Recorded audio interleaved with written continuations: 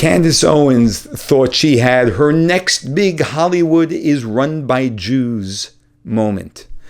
But the man she asked just exposed how wrong she was. You have to see how this completely backfires.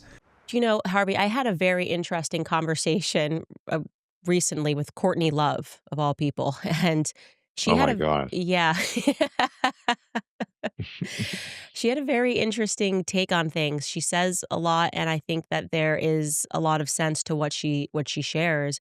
And something that she was speaking to me about regarding cases is that she said that in Hollywood, she was aware that sometimes the press will go after someone, and she wasn't referring to your case, because they want publishing rights. Like, she's like, you know, a person grows too big, or they own a catalog of something, and then they'll start making up rumors about this person. The next thing you know, he's forced to sort of sell his company. Kind of similar, by the way, with what happened with Michael Jackson. If you take a look at that case, he had almost owned the Beatles catalog. He was definitely fighting Sony and winning, and then suddenly these allegations began swirling.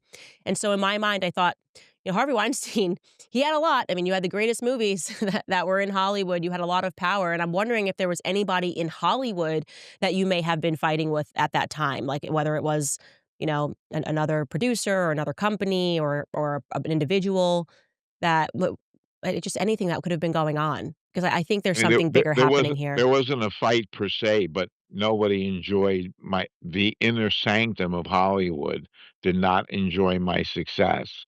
The people enjoyed my success. The people who went to movies, the young filmmakers, you know, the people who believed that they could do it too if they just had an opportunity to do it. But the establishment, I would not say, was my friends. Right. And what is the establishment in Hollywood? It's normally the big studios, you know what I mean? And it's, you know, it's the big studios, but I can't say that they put me into a New York Times article. You know, I No. can't I can say that there was animosity, but I can't say that they were part of this. Right. No, I'm just wondering, like, who in the end, who owns all those movies now? Who owns your catalog? What happened to your company? We sold the catalog to a company called Be In, you know what I mean, which is owned by the Qatari government. Interesting. And we sold the other part of the library to a company called Spyglass and Lantern, which is owned by the Saudi Arabian government. Very interesting. I'm asking these questions because my investigation into this isn't going to stop with the conclusion of your trial. I just think that there was something more sinister that was happening. I've always had that instinct, and Whoops. Not owned by the Jews, owned by the Arabs. Whoops, that went in the wrong direction. This is one woman who really went off the rails. She is the conspiracy theory queen. Any theory that stands on, the most minutia of substance, she believes in and promotes. That's who she has become. A real tragedy.